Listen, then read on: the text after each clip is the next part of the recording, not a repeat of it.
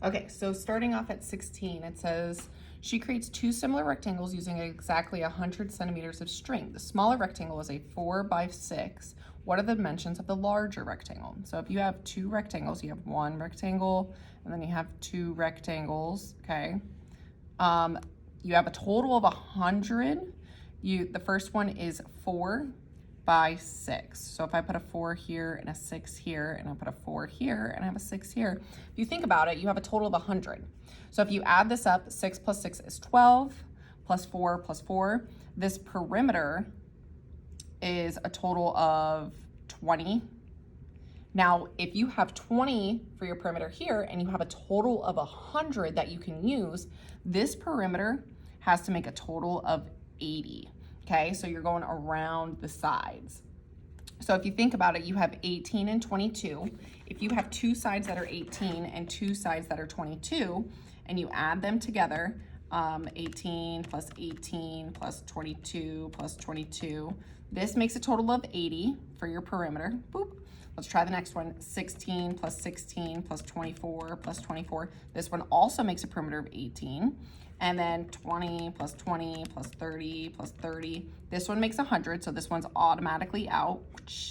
The next one, 36 plus 36 plus 54 plus 54 is 180. So the only possible two options are this one and this one. And if you think, they have to be similar, okay? So if you have dimensions that are 18 and 22, let's say it's 18 and 22 here, we need to see if they have the same scale factor.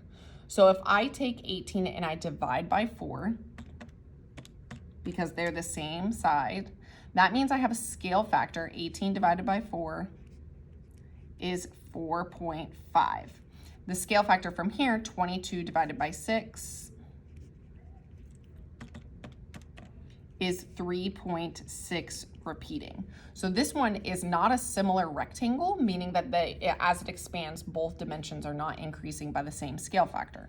So this one's out. If I try the next one, 16, if I make this one 16 by 24, I need to see if the scale factor is the same. If I take 16 and I divide by 4, that's a scale factor of 4, meaning I take this, I multiply by 4, it gets 16.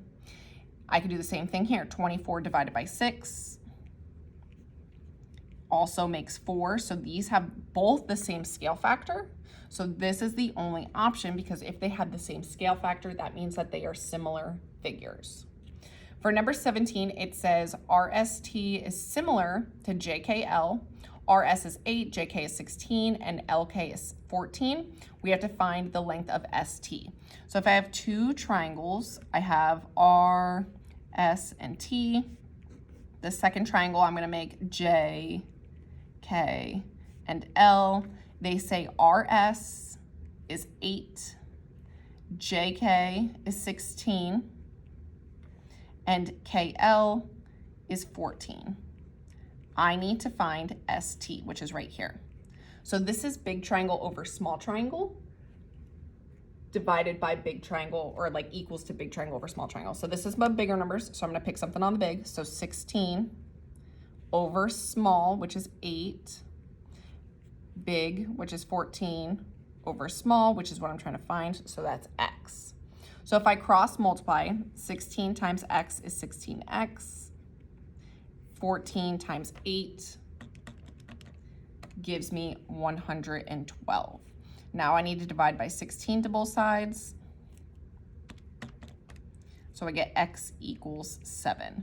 You could also find the scale factor and use that scale factor to then multiply to find the same dimension. You're gonna get the same answer.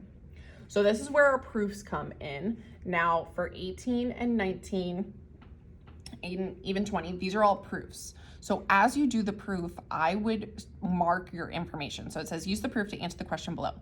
Given AB is congruent to BC, so I'm gonna mark it on my picture. AB is the same length as BC, they're congruent. D is the midpoint of AC. So if D is the midpoint of AC, that means that this piece is congruent to this piece because it's in the middle.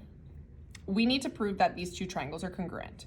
So the first thing says that it's congruent, D is the midpoint, that's given. And then it tells me AD is congruent to CD because definition of a midpoint. I know that they're congruent because it's the midpoint.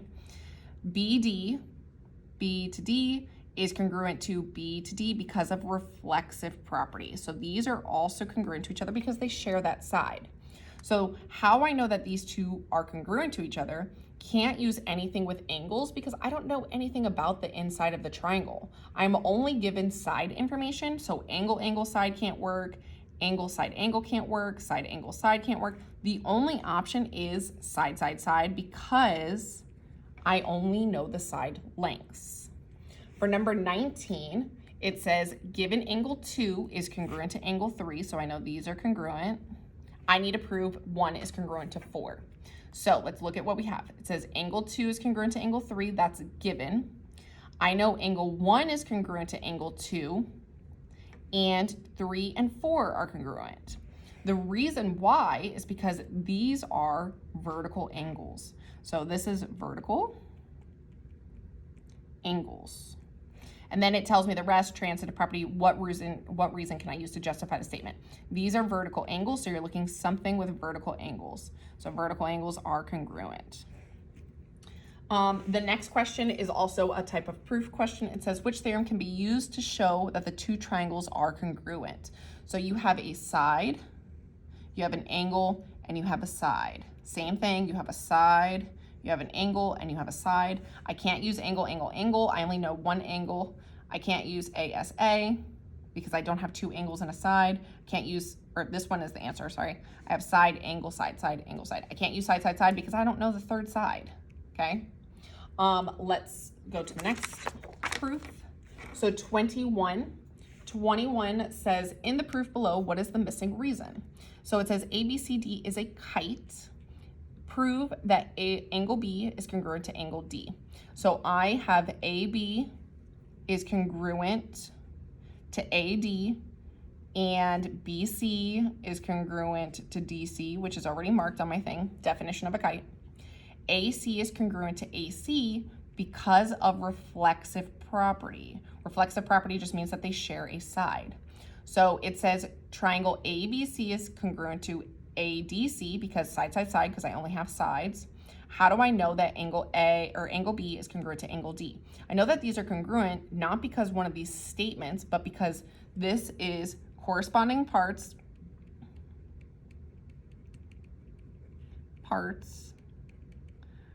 of congruent triangles are congruent.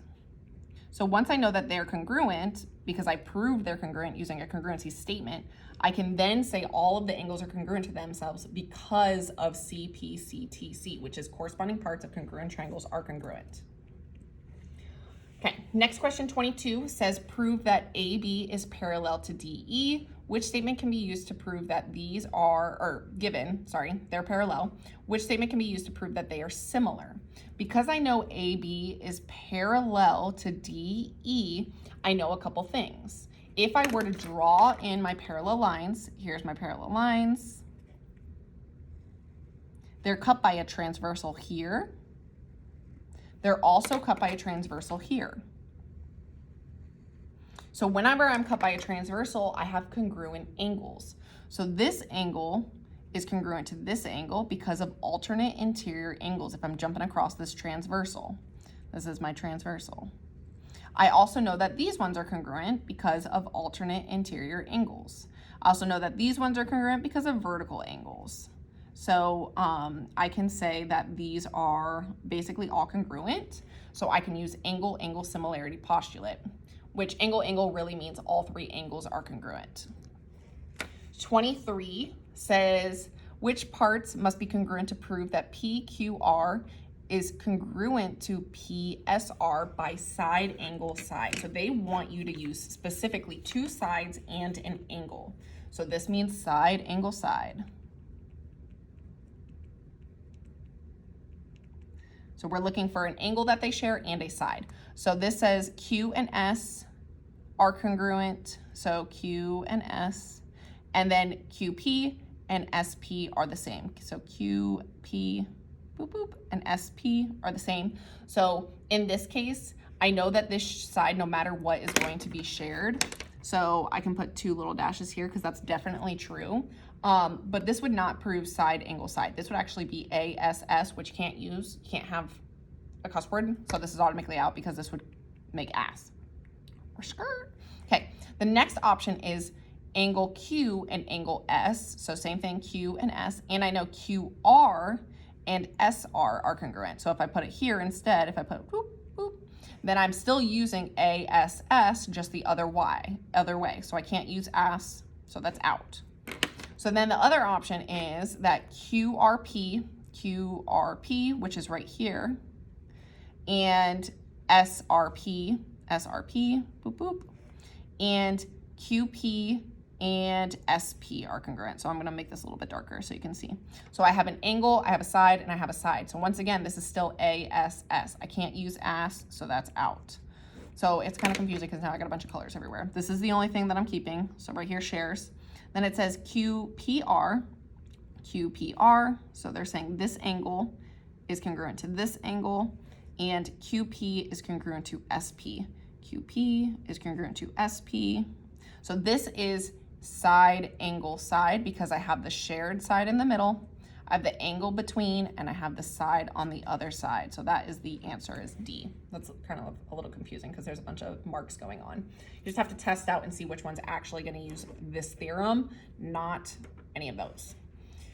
24 says, what is the missing reason for the proof? Parallelogram ABC with diagonal BD